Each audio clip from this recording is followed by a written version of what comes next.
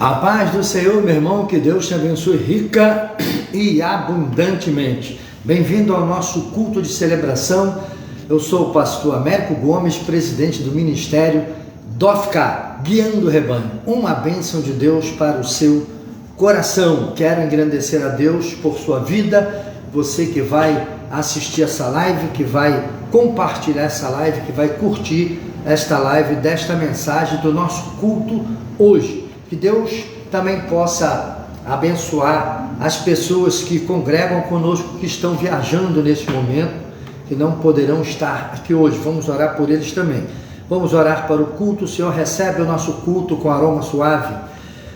Recebe o nosso louvor, ó Pai, a nossa adoração. Te louvamos porque Tu nos dá este privilégio de mais uma vez poder cultuar o Teu nome. Te agradecemos por tudo, ó Pai, por todos os livramentos e escapes que são muito, e te agradecemos pelas suas mãos sobre nossas vidas, que continuará nos protegendo e nos guardando, pois nós somos teus filhos e o Senhor sabe disso. Senhor, abençoa os irmãos que estão viajando, proteja, guarda, abençoa os irmãos que estão se locomovendo para cá, proteja os guarda, seja com eles, no precioso nome de Jesus, e recebe o nosso culto e dá-nos uma mensagem abençoada na noite deste dia, no nome de Jesus. Amém. Que Deus possa te abençoar ricamente. Em nome de Jesus.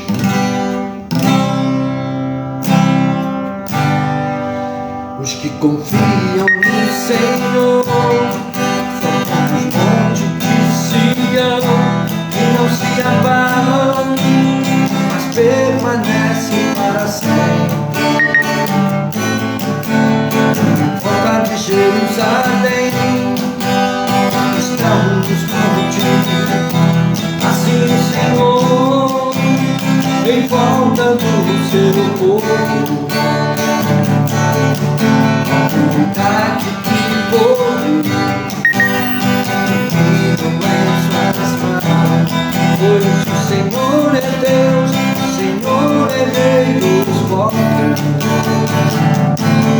Cale-se diante dele a terra, pois o Senhor é Deus, o Senhor é Rei dos povos. Não dá, sem Jesus não dá, sem Jesus não dá, sem Jesus não dá. Confio no Senhor,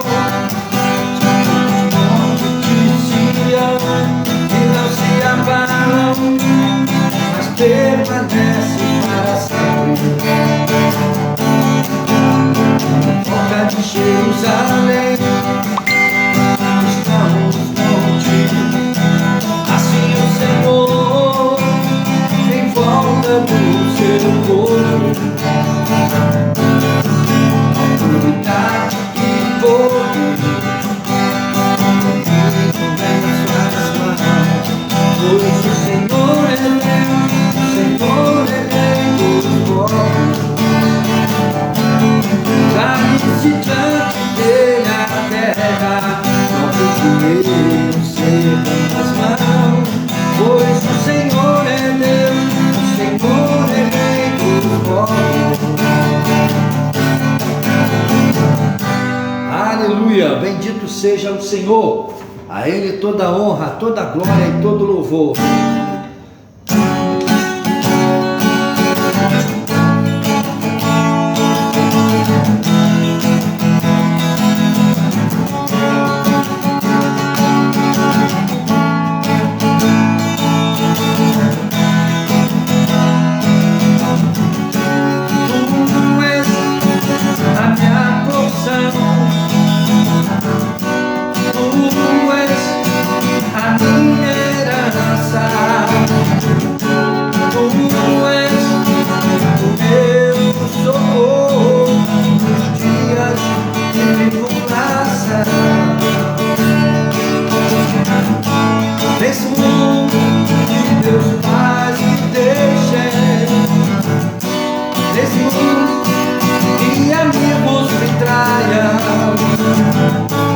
Eu sei, Deus traz, eu encontro salvação. Ainda que a figueira não floresça, ainda que a videira não dê os seus frutos, mesmo que não haja de alimento nos campos, eu me alegrarei em ti. Ainda que a figueira não floresça, ainda que a videira não dê os seus frutos, mesmo que não haja alimento nos campos, eu me alegrarei em ti.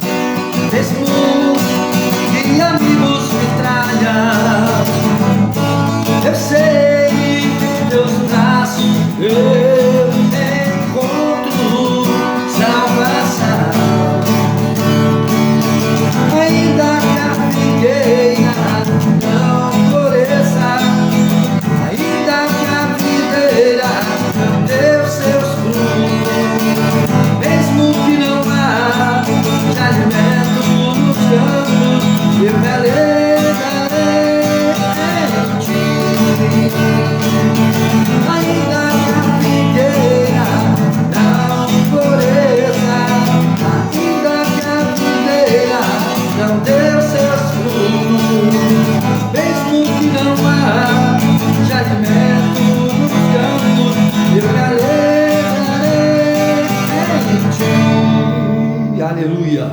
A Ele toda a honra, toda a glória e todo o louvor. Deus seja louvado e adorado. Aleluia! Aleluia! O nosso irmão, pastor George, a sua esposa, está dizendo que o pneu do carro deles estourou. Oh, glória a Jesus! Tem misericórdia, Senhor.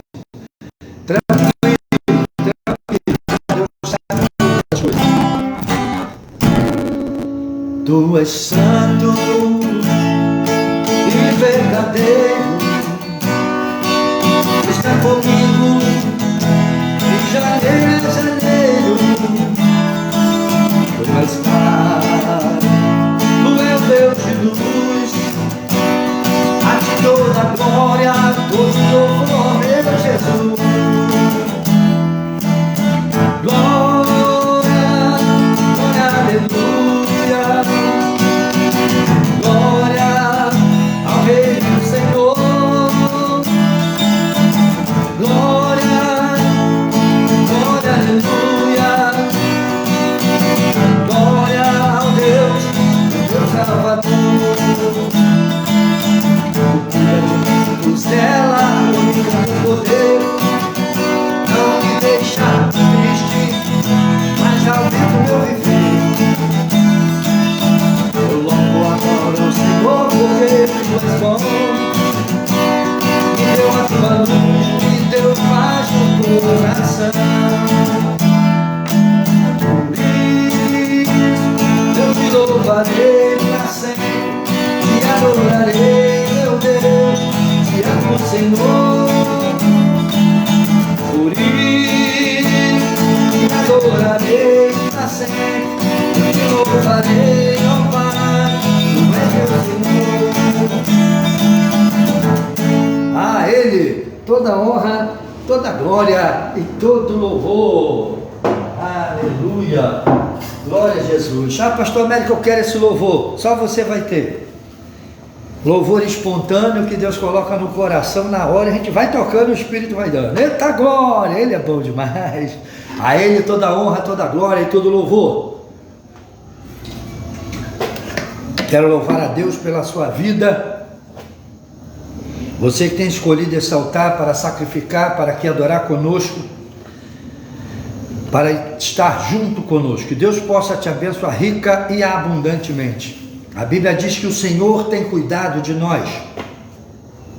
Ele é o nosso Deus. Ninguém pense que você está fazendo algo por um servo de Deus, que você está fazendo, não. Deus está movendo você a fazer algo pelo servo de Deus. E sempre temos as nossas recompensas. Mas tem gente que perde essa recompensa pelo caminho, porque confessam que amam a Deus com a sua boca, mas negam-o com as suas obras. Hoje nós vamos trazer a mensagem desta noite em 1 Tessalonicenses, capítulo 4. A igreja dos Tessalonicenses foi a igreja que Paulo vai fundar ali, vai deixá-la firme na palavra de Deus, com um pouco tempo que Paulo esteve em Tessalônica. Paulo já vinha de Filipos, subiu, passou por Anfípolis, Apolônia, Bereia, e depois ele desce a Atenas, vai para Corintos, mas antes de ele descer para Atenas, ele passa aqui em Tessalônica.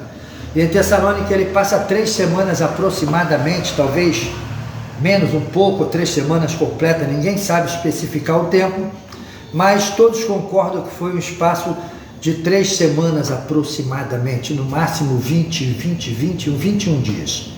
Paulo passa pouco tempo ali, mas Paulo prega um evangelho tão poderoso, o evangelho que penetra no homem interior. Paulo pregou o evangelho para o homem interior, para que ele pudesse ver o seu estado de miséria e para que ele pudesse vislumbrar e contemplar a glória e a maravilha de Deus em favor da vida do ser humano.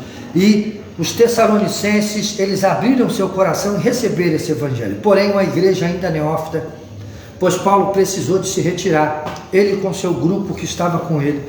Depois, provavelmente, segundo a própria escritura, Timóteo vê o estado da igreja, vai a Paulo. Paulo então vai redigir de Corinto, agora em Corinto, essa primeira epístola aos Tessalonicenses, e vai trazer mensagem aos Tessalonicenses para exortá-los a permanecer na fé, na esperança, na comunhão com os outros e no amor ao próximo um com os outros. E dentro dessa dinâmica, Paulo vai deixar alguns pontos escatológicos para trazer esperança ao coração dos tessalonicenses, que tinham dúvida de muitas coisas, pois não teve Paulo tempo de fundamentar aquele povo na fé, mas aos poucos aquela igreja foi sendo fundamentada na fé, foi se fortalecendo por meio do ensino das Escrituras e de homens de Deus como Timóteo, o próprio Paulo e outros que ali estiveram, que ensinaram aquele povo a palavra de Deus. Mas no momento em que Paulo escreve essa epístola, eles tinham uma dúvida em seus corações, achavam que Jesus voltaria agora, daqui a pouco, ou no máximo amanhã ou essa noite, e eles estavam preocupados com a demora, com o tempo que passava. Alguns entenderam errado o ensino de Paulo, alguns começaram a meter o pé pelas mãos, a chutar o balde, a fazer coisas erradas, a dar ouvido a profecias que não coadunavam com aquilo que provém do Evangelho, começaram a dar ouvidos a falsos mestres, a falsos doutrinadores, e a igreja de Tessalônica vai precisar da segunda carta aos Tessalonicenses para que Paulo pudesse reparar tudo isso. Lá na frente, se você ler 1 e 2 Tessalonicenses, você vai ver isso. A mensagem de hoje é baseada na dúvida que a igreja dos Tessalonicenses tinha, que foi levada a Paulo.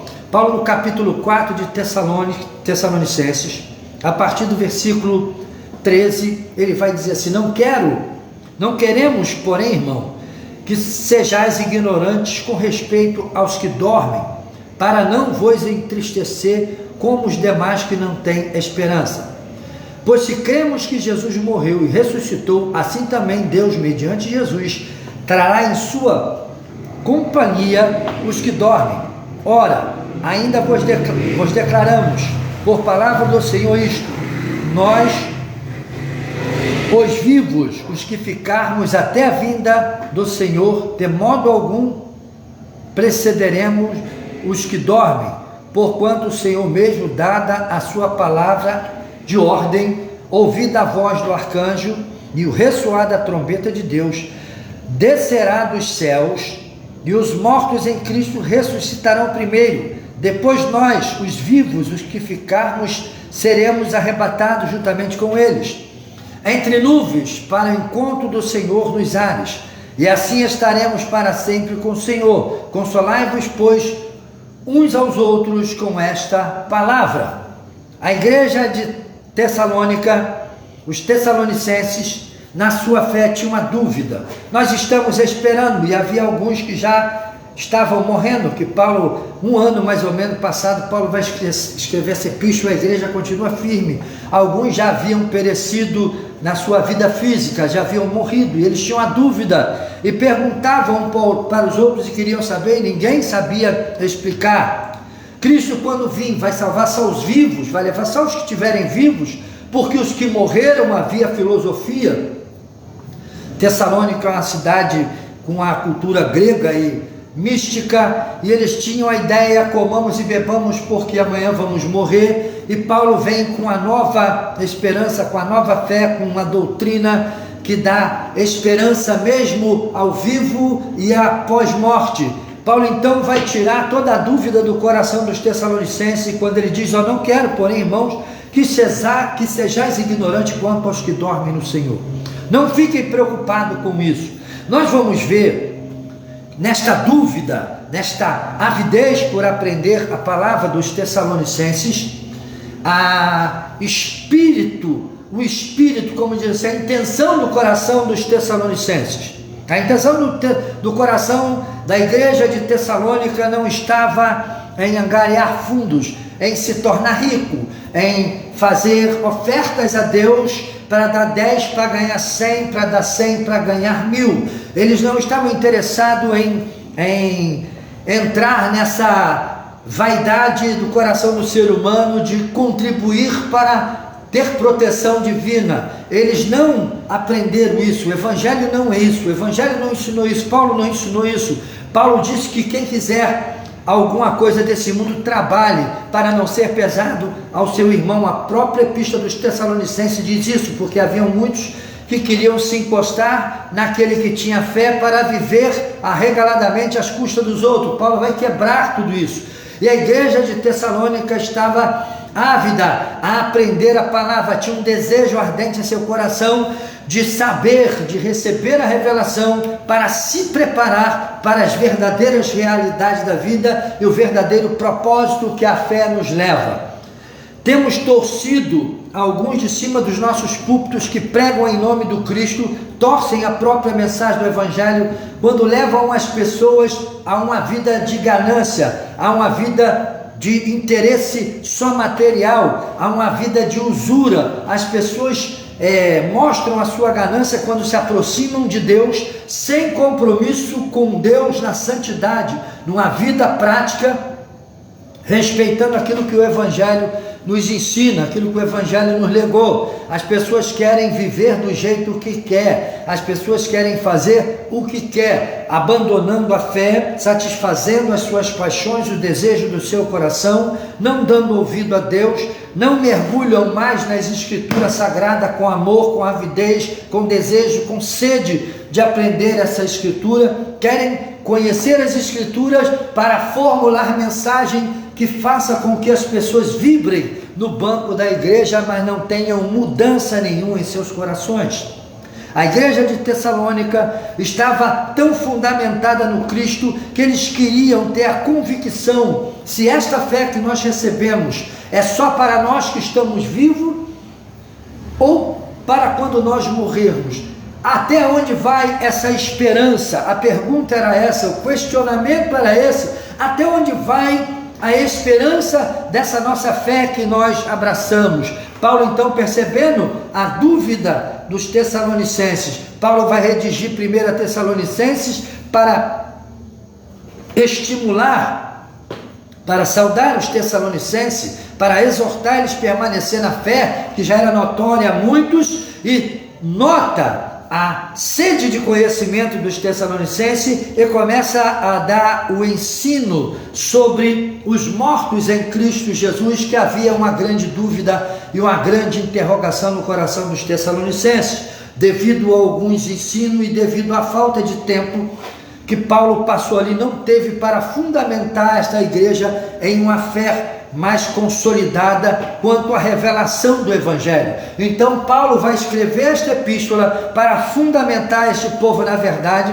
para que eles não vivessem à mercê dos mercenários, daqueles que pregam simplesmente para alcançar a emoção do coração do indivíduo e não a edificação de vidas. Então Paulo vai redigir essa epístola e vai ensinar aos Tessalonicenses até onde esta fé que eles abraçaram, até onde essa fé que eles abraçaram dá esperança ao ser humano, dá esperança aos filhos de Deus.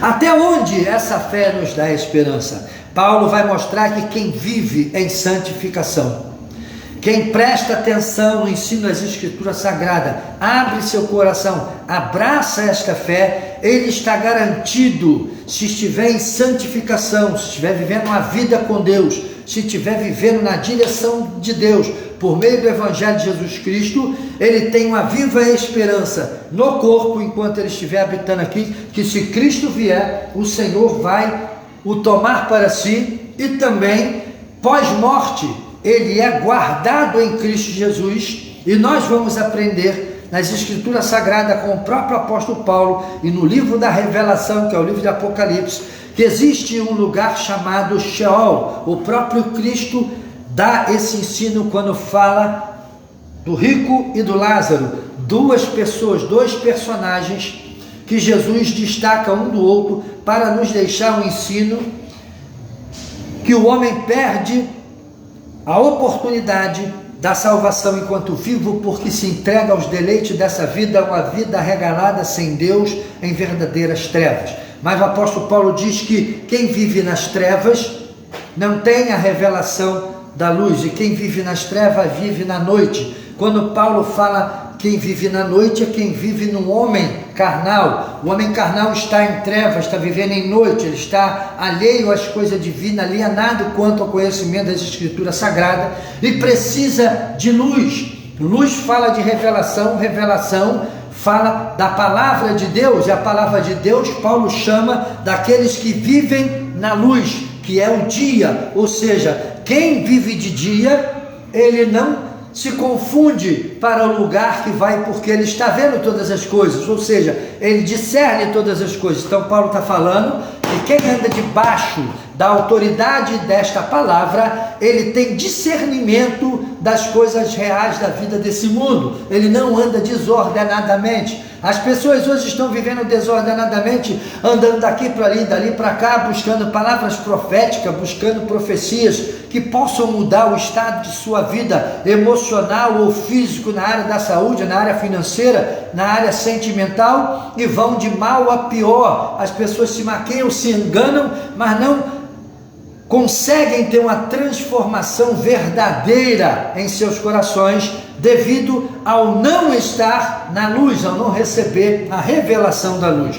Quando o indivíduo não recebe a revelação da luz, ele é simplesmente um instrumento do diabo. Ele é covarde, ele é mentiroso, ele é tratante, ele é assassino, ele faz maldade com as pessoas, ele vai extorquir as pessoas, ele é ladrão, ele é desafeiçoado a pai e mãe, ele é tratante, são os frutos da carne. Ele vive totalmente mergulhado na noite, nas trevas desta vida, deste mundo, que é pessoas que estão mortas em delitos e pecado e afastados de Deus. Mas Paulo diz que aqueles que estão na luz, que andam na luz, o próprio Cristo diz que quem anda na luz não tropeça, porque se andar de dia, dia fala daquele que anda, que coloca a sua vida debaixo da direção da palavra inspirada de Deus para a nossa salvação. Então nós estamos na luz, nós não tropeçamos, a palavra nos tira de todos os lados, de um lado para o outro. Então o que nós temos que fazer? Andar na luz. Quando nós estamos andando na luz,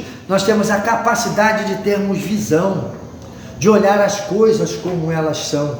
Nós temos capacidade de entrar dentro de uma intimidade mais profunda com Deus. Mas quem anda de noite, quem vive nas trevas, ele se alimenta daquilo que é das trevas. O que é das trevas? A Bíblia diz que aquele que vive em treva está morto em delitos e pecado. Qual o alimento dos mortos? É a prostituição, é tudo aquilo que quebra os princípios imutáveis da palavra de Deus, da doutrina de Deus. Quais são os princípios imutáveis da doutrina de Deus? Amor ao próximo, ser longânimo, ser benigno, ter palavra, ter caráter, ter paz com teu irmão, ter uma vida saudável intelectualmente com as pessoas, sem ofensa, sem mentira, sem covardia, sem maldade. Você não se alimenta daquilo que é dos mortos. Quem se alimenta das coisas de mortos já mostra onde ele está, com o pé no inferno. Então você vê o indivíduo roubando, enganando, fazendo covardia com os outros, trupando as pessoas, tirando a honra das pessoas. Essas pessoas estão no inferno, estão já com o pé no inferno. O Deus dessas pessoas é o Deus desse século, que cega-lhes o entendimento. Interessante que você vai ver uma pessoa, você vê isso na pessoa do filho pródigo. Ele sai como filho do rei, gasta todos os seus haveres e vai trabalhar em um local onde se trabalhava com suínos, com porcos. E lá, em tanta fome que ele estava, ele sentiu vontade de comer as bolotas dos porcos, se alimentar das bolotas dos porcos. Naturalmente se dava naquele tempo alfarrobas para os porcos, e a tradição judaica diz que quando o judeu ele é levado ao ponto de comer alfarroba, é o momento mais miserável da vida dele, é aquele que come alfarroba. Então o filho pródigo estava comendo alfarroba sendo filho de rei, estava mostrando quem ele era e aonde ele estava. A mudança no coração daquele jovem só aconteceu quando ele cai e se lembra de onde ele saiu, e ele se arrepende. O arrependimento dele foi ele se levantar e retornar para a casa do pai, mesmo com a intenção errada no seu coração, que ele não era digno nem de ver os olhos do pai dele. O pai dele vai mostrar que nada do que ele estava pensando é aquilo que é a verdade. Deus espera o pecador para libertá-lo, para dar vida, para tirá-lo do estado de morte. Então a igreja dos Tessalonicenses estava sem entendimento e confusa quanto ao que eles deveriam pensar. Qual tipo de ensino nós temos? Será que essa esperança ela é só enquanto nós estamos vivos? O que será daqueles que morreram em Cristo, aqueles que morreram com essa esperança? Acabou? Porque a ideia até hoje do mundo é não, morreu, acabou. Realmente acabou a vida nessa esfera física, mas você leva com você as suas obras, seu espírito, sua alma vai. Se você não for cristão, vai para o Sheol. Se você não se converteu a Cristo, vai para o Sheol. Mas se você se converteu a Cristo, você vai para um lugar chamado paraíso. Deus estará te guardando naquele lugar até momento oportuno para a manifestação dos filhos de Deus em Cristo Jesus. E o apóstolo, ele vai dizer bem claro que o ressoar da trombeta de Deus, a voz do arcanjo, o ressoar da trombeta de Deus, vai fazer com que os mortos ressuscitem primeiro. Então Paulo vai dar aqui uma excelente aula de escatologia, para que os Tessalonicenses estivessem com seus corações seguros. Olha, nós temos uma fé que nos garante em vida e nos garante pós-morte.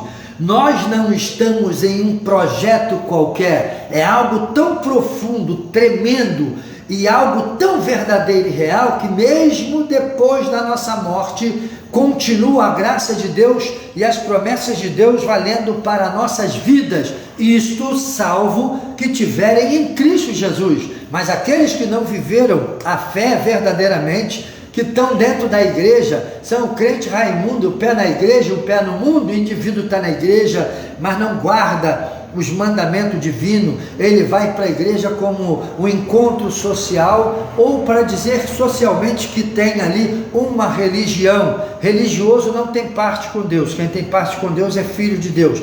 Filho de Deus não é religioso, não defende opinião de religião. Filho de Deus, ele defende a verdade e vive na verdade, na prática daquilo que Cristo nos levou por meio de sua palavra. A igreja de Tessalonicenses estava com dúvidas em seu coração, as quais Paulo vai extrair essas dúvidas de dentro de seus corações e vai esclarecer, e os seus corações vão ser permeados de esperança para continuarem a permanecer na fé. Paulo, no versículo 11, diz assim, diligenciardes por viver tranquilamente, cuidar do que é vosso e trabalhar com as próprias mãos, como vos ordenei. Ou seja, Paulo está falando assim, seja diligente, vigie, tenha tranquilidade, não fique aí ansioso demais, querendo saber das coisas, buscando aqui, ali ou acolá. Busque no endereço correto e certo, que é a palavra de Deus. E Paulo vai dizer que os que estiverem vivos de maneira nenhuma precederão aos que dormem no Senhor. Quem é o que dorme no Senhor? Aqueles que morreram com a fé e a esperança em Cristo Jesus. Aí vai dizer, pois se cremos que Jesus morreu e ressuscitou, assim também Deus mediante Jesus trará em sua companhia os que dormem. Cristo, quando padece na cruz e rende o Espírito e morre, experimenta da morte, mesmo ele sendo justo, ele experimentou a morte para vencer o maior inimigo da humanidade. Cristo morre no corpo físico.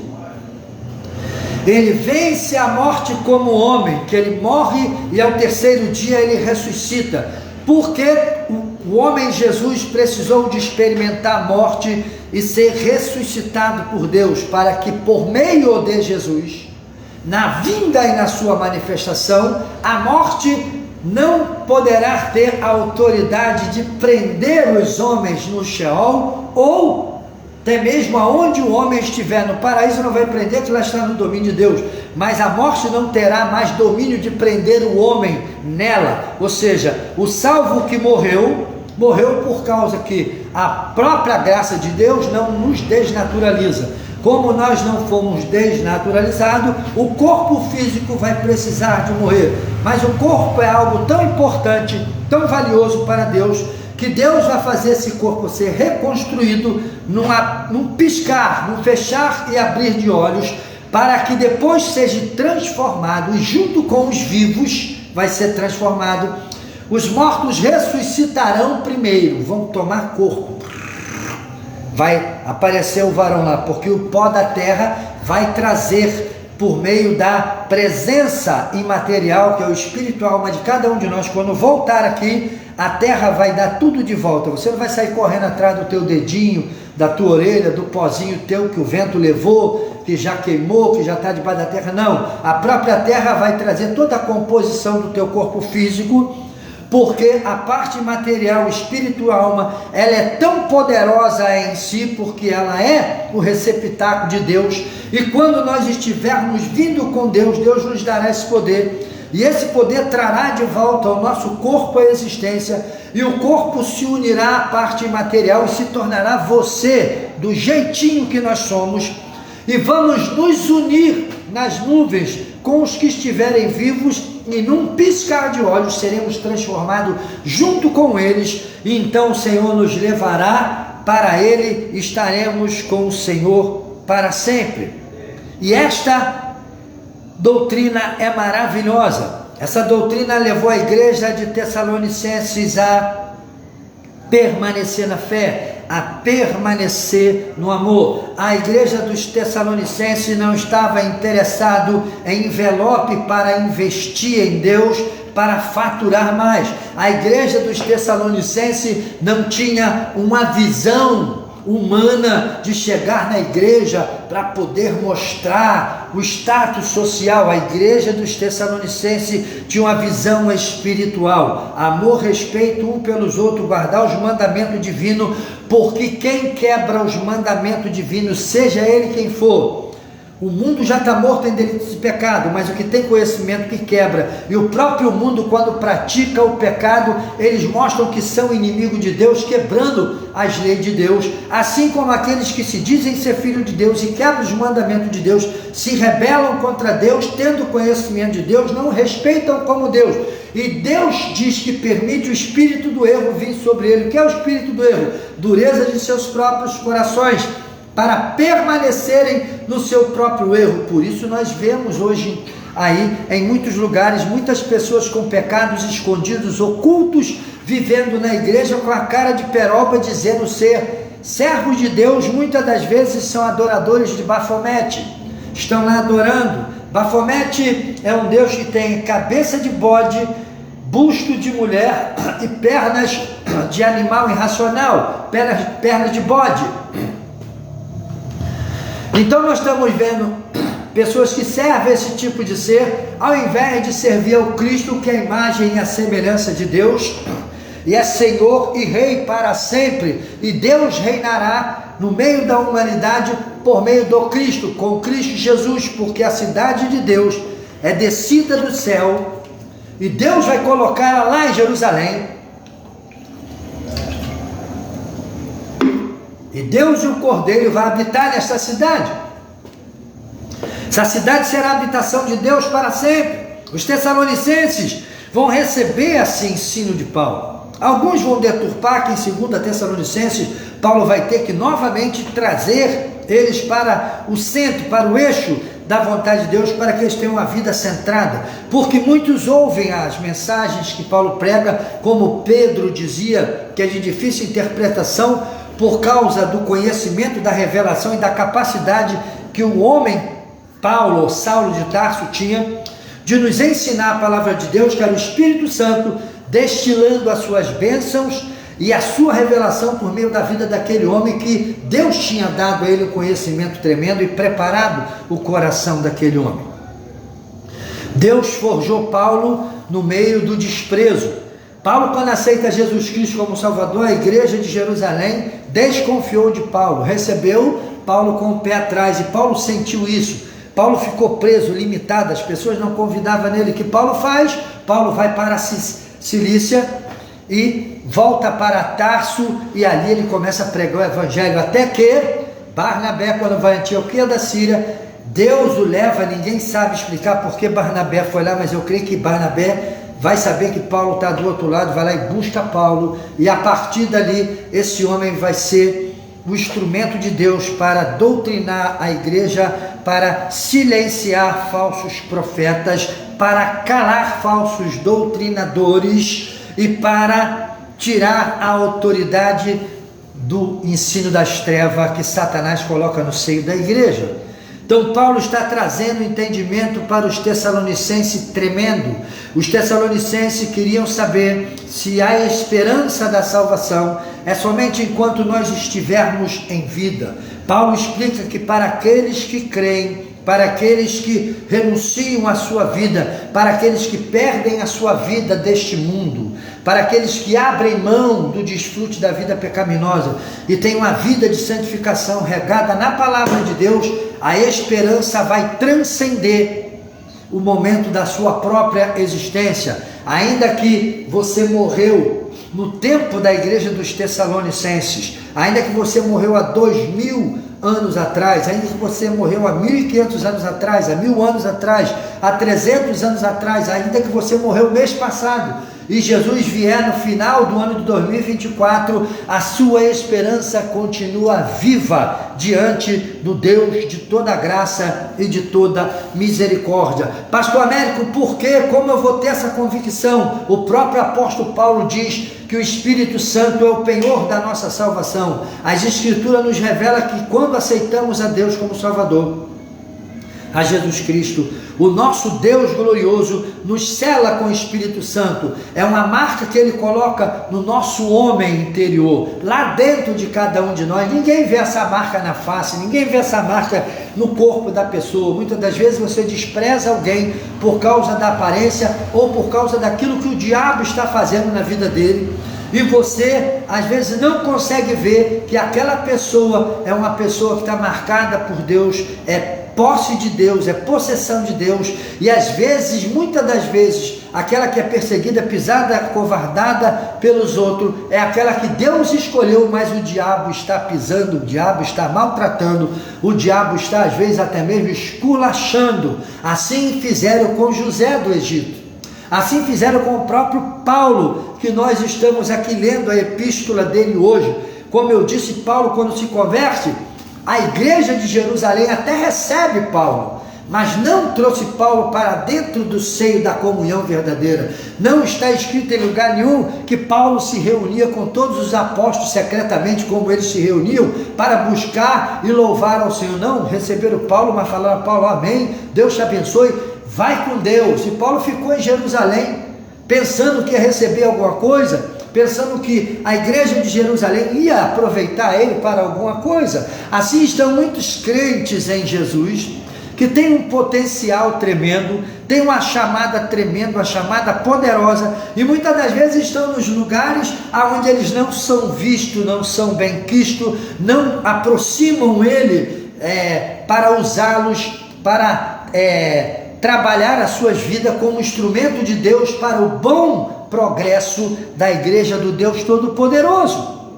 E a pessoa fica lá, perdendo seu tempo, e muitos já até morreram na sua fé, morreram na sua esperança, já não tem mais perspectiva de fazer nada para Deus, acha que vai ficar ali. Não, a palavra de Deus para ti é: levante-se, se não te aceitam no lugar, mude-se para outro, vai buscar aquilo que Deus tem para fazer na sua vida. Confie no seu ministério, confie em você mesmo. Tenha dúvida, a Bíblia diz assim: ore ao Senhor e peça que Ele te revele, peça que Ele aumente sua fé. Quando a Bíblia diz assim: aquele que tem fé, pequena fé, ore a Deus pedindo mais fé. O que é pequena fé? Eu creio, mas creio pouco nessa mensagem. Então eu tenho que falar: Senhor, me capacita a eu crer mais. Então, quando eu peço a Deus para que eu possa ser capacitado para crer mais, e se Deus tem um projeto em sua vida, Deus não vai abrir o mar de rosa para você poder andar, não. Deus não vai abrir o cofre do Banco Central para você lançar mão de tesouro, não vai fazer isso. Na maioria das vezes, os servos de Deus, os escolhidos de Deus, são preparados na forja do Espírito. Qual é a forja do Espírito? Paulo foi preparado nessa forja. Tem gente que não vê, que as pessoas quando ensinam não mostra isso, não aponta isso para as pessoas. A forja do ensino de Paulo. Paulo é perseguidor, Paulo vai lá para Ananias, Ananias batiza Paulo, o Espírito Santo também batiza Paulo, confirma Paulo como escolhido. Paulo vai à igreja de Jerusalém, a igreja de Jerusalém recebe Paulo, como hoje, né? Eu já passei por isso, a pessoa olhar para mim e falar: não, meu querido, aqui você é muito amado, e depois me deram um verdadeiro pé no traseiro, me fizeram uma covardia tremenda, e eu tenho que ficar com a minha boca calada, porque não posso falar nada, e quando falo as pessoas entram em guerra, e às vezes nós estamos ali vivendo. Aí o que Paulo faz? Paulo fica ali: ó Senhor, ai meu Deus, não, tem um momento que você ainda se queixa, sente dor, mas o chamado de Deus, eles te levantam, sacode a poeira do corpo, dê a volta por cima e vai em frente na sua fé, mostra até onde vai a sua esperança. A minha esperança não vai em uma igreja com o culto lotado de gente para me estar lá pregando o evangelho, porque eu quero ter visibilidade de homem, não. Eu creio no Deus que me chamou para pregar o evangelho, e hoje eu sempre falo isso: Deus nos deu a graça tão grande de termos esse equipamento chamado Facebook, YouTube, celular, que você pode pregar a mensagem, lançar em grupos, distribuir para pessoas, e as pessoas serem edificadas na sua fé, edificadas na sua esperança, e olhar para o autor e consumador da nossa fé e prosseguir em frente, porque Deus tem um chamado para a sua igreja. E este chamado, Tito, vamos lá, livro de Tito, capítulo 2, versículo 12 e 13. Qual é este chamado? Deus quer que nós venhamos estar, capítulo 2, versículo 13, aguardando a bendita esperança e a manifestação da glória do nosso grande Deus e Salvador Jesus Cristo, o qual a si mesmo se deu por nós, a fim de remir-nos de toda a iniquidade e purificar para si mesmo um povo exclusivamente seu, zeloso de boas obras. Quais são as boas obras que Deus deixou para que nós andássemos nela? Estão aqui: amar ao próximo, amar a sua família, amar a sua igreja, amar o seu irmão, amar os projetos e os propósitos de Deus em Cristo Jesus. A igreja dos Tessalonicenses não estava interessado em aprender uma fórmula de ganhar mais dinheiro. As pessoas estão em Cristo Jesus, mas deve ser algo tremendo, deve doer muito no ser do Espírito Santo, quando o crente que chega no altar de Deus e fala: Senhor, eu quero te servir, mas para isso eu preciso de ser rico, eu quero muito dinheiro, eu quero uma casa linda. É por quê? Para ostentar. Deus conhece o coração. Não é pecado você ser rico, não é pecado você ter uma linda casa, não é pecado você ter um bom emprego, mas é pecado quando você coloca isso como negócio teu para com Deus. Ah, Senhor, eu sou teu filho, o Senhor vai me dar. Quem disse que tu é melhor do que alguém? Quem disse que a tua oração dessa maneira vai fazer com que Deus venha te atender? Às vezes as pessoas até alcançam, falam: oh, Deus me deu. Deus deu às vezes na permissiva. Você se esforçou, você estudou, você buscou e você conseguiu. E a pessoa que professa o islamismo, professa o budismo, professa a umbanda, quimbanda, que também estuda, também busca, e chega lá, ele vai fazer o que? Ele vai lá para o Deus dele e diz lá para os orixás, para os caboclos: obrigado, estou te agradecendo. Muitos oficiais do exército, pessoas que estão aí sentados, togado nas cadeiras, julgando as pessoas que estão nos patamares superiores, serve aos encostos, serve a esse tipo de religião. São islâmicos, são budistas, são cristãos, dizem ser católico, apostólico, romano. Eu sou de Cristo e esse é crucificado. É isso que eu quero que você veja a diferença. Às vezes nós temos um nome para a igreja a qual nós estamos servindo, mas o nome é só um nome. Na realidade nós temos o Espírito de Cristo, somos de Cristo, estamos firmes nele, porque sabemos que nós estamos o esperando, e a nossa esperança não se resume só na bênção dessa vida. Nós não esperamos de Deus somente as bênçãos dessa vida. Paulo diz que quem espera em Deus com a perspectiva somente de ser abençoado nessa vida é o mais miserável dos homens. Ele não mudou nada, ele não teve aprendizado, ele não cresceu, ele não se aparelhou com a verdade revelada de Deus para os nossos corações. Nós não esperamos as bênçãos de Deus nesta vida somente. A nossa esperança está em Deus. Por isso as Escrituras diz: olhai para ele, sereis iluminados. As pessoas não são iluminadas por quê? Às vezes o indivíduo vai para a igreja, mas o tempo todo que ele ora: Senhor, já aconteceu isso comigo, eu já passei por esse processo. E fica: Senhor, eu preciso, Senhor, eu quero, ai Jesus, Senhor, tem misericórdia, a bênção que eu quero é essa, a bênção que eu quero é essa. Senhor, repete toda hora aquilo, parece, é uma ansiedade, é algo, é uma falta de equilíbrio emocional. Ao invés de ele estar ali adorando a Deus, esquece essas coisas secundárias e vai para as coisas primárias. Quais são as coisas primordiais? Buscar em primeiro lugar o reino de Deus e a sua justiça, e as demais coisas vos serão acrescentada. Então a igreja de Tessalônica, ela estava interessada nas verdades do Evangelho.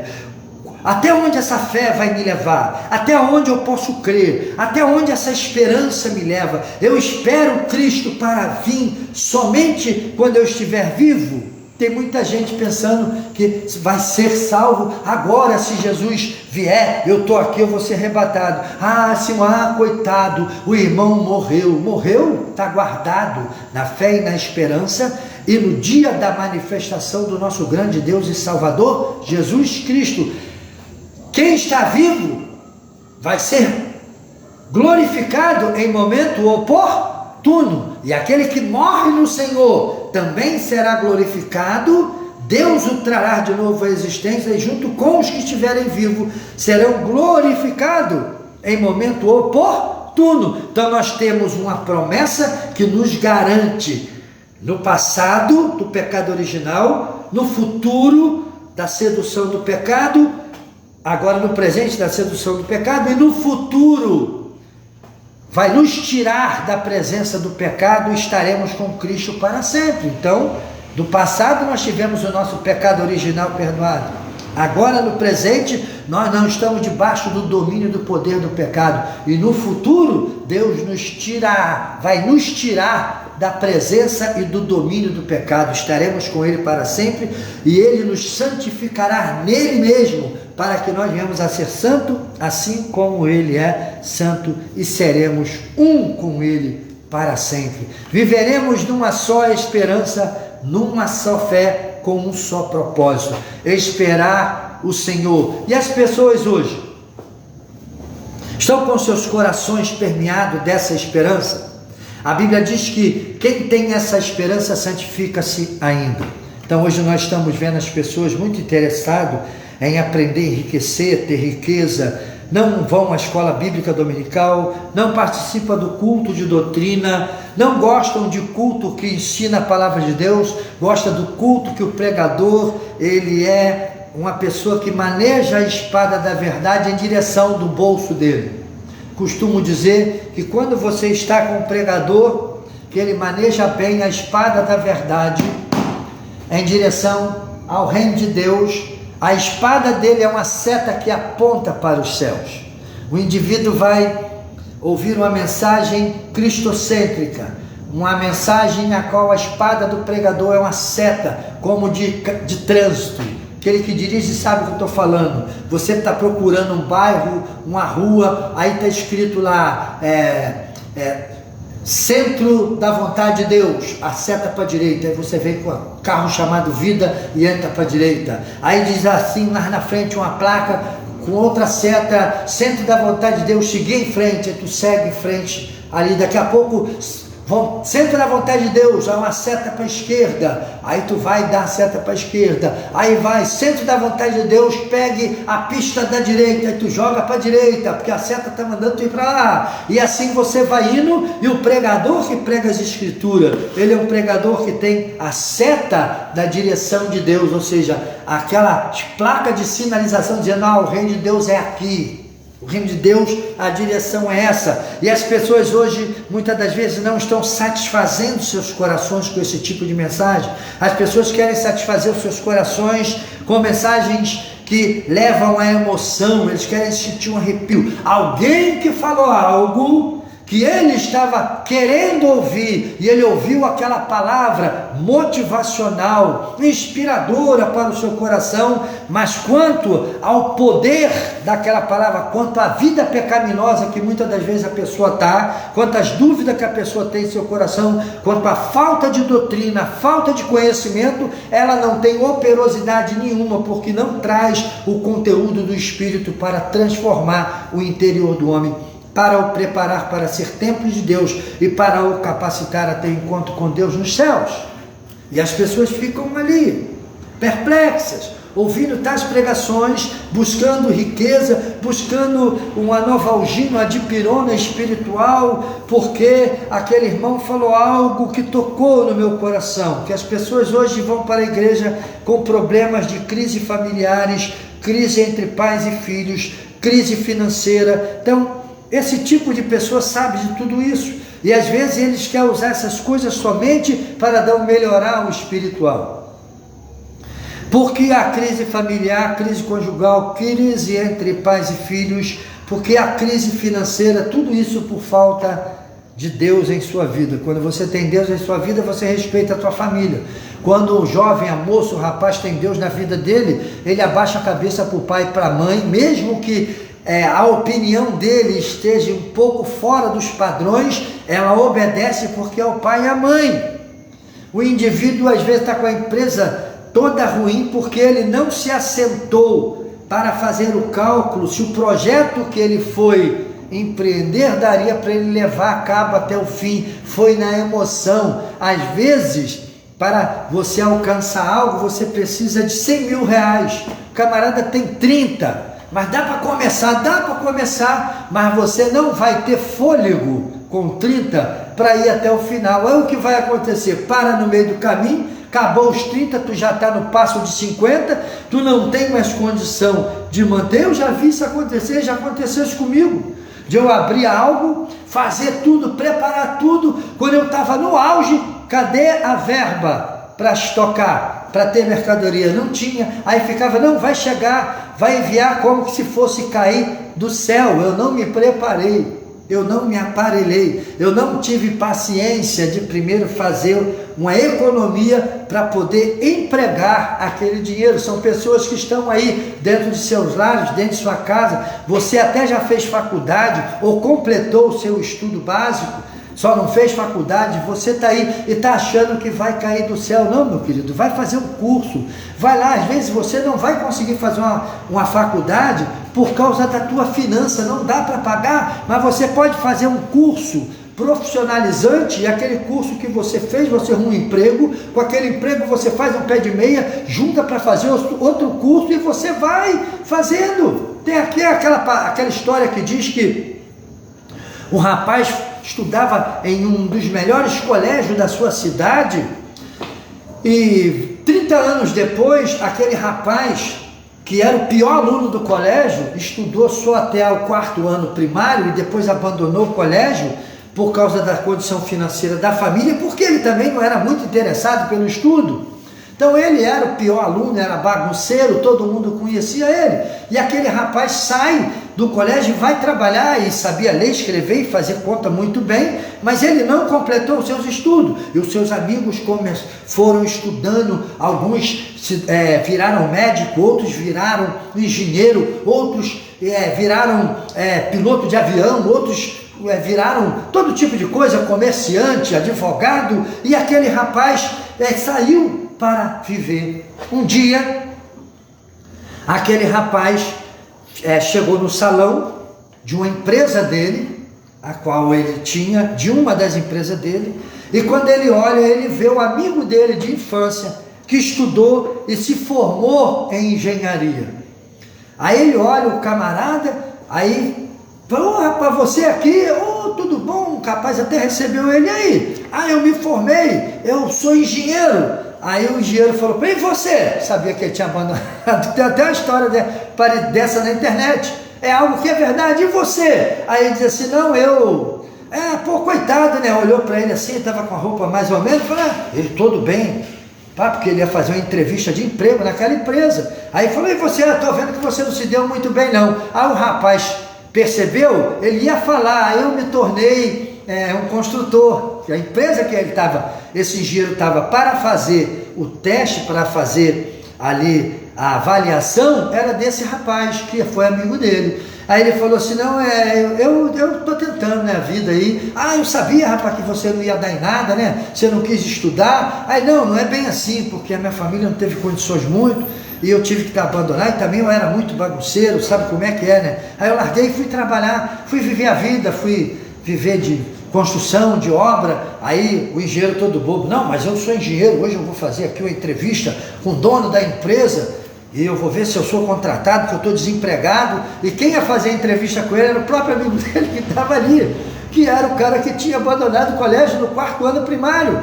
e ele era engenheiro, mas ia ser empregado por ele, que tinha o 4º ano primário, que se transformou em um dos mais grandes empresários da construção, e servia todo o país dele, em todos os lugares, fazia ponte, arranha-céus, prédio. O camarada não tinha mais onde botar dinheiro para o 4º ano primário, e não estudou mais não, ficou só naquela. Aí o engenheiro perguntou para ele, e você? Continuou seus estudos? Ele, não, eu parei, eu continuo na 4ª série.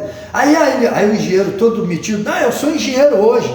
Aí ele, parabéns para você. E você, o que você é? Aí ele falou assim, eu sou construtor. Eu sabia que você não ia dar em nada, quer dizer, quando falou que ele era construtor, aí o engenheiro se gabando com ele, eu sabia que você não ia dar em nada. Quer dizer, ele achou que ele estava numa melhor posição. Assim estão as pessoas no mundo, elas se acham em melhor posição de uma com as outras, são incapazes de amar as outras. Aí quando a secretária veio falar com o engenheiro que viu o dono da empresa, aí chamou ele pelo nome, aí com trato fino, com temor, com reverência, com respeito.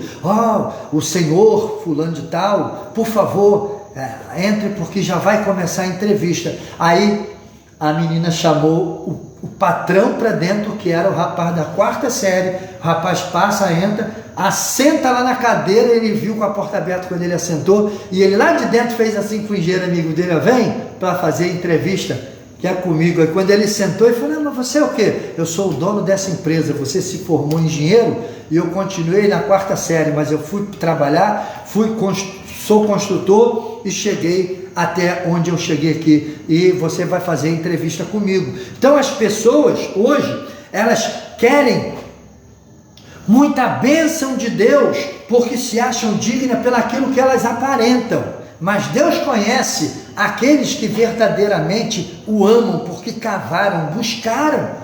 Essa história mostra pessoas que às vezes fazem as coisas segundo a sua vontade, são moralmente correto, eticamente correto, mas muitas das vezes não alcançaram o padrão de outros. Não estou dizendo que você não tem que estudar, não é isso. Estou dizendo que a vida é assim. Então, às vezes a pessoa se acha muito digno, melhor do que o outro que está do lado, mas tu não conhece a história do outro, tu não sabe quem é aquela pessoa. Então a Bíblia diz o quê? Não julgueis, tenha sede do conhecimento da graça de Deus e permita que o Espírito Santo te direcione aos verdadeiros alimentos, às verdadeiras riquezas da palavra de Deus, que vai nos dar essa fé, essa esperança que não se resume somente nessa vida. Quem tem esperança somente nessa vida são os mais miseráveis que vivem nesse planeta Terra.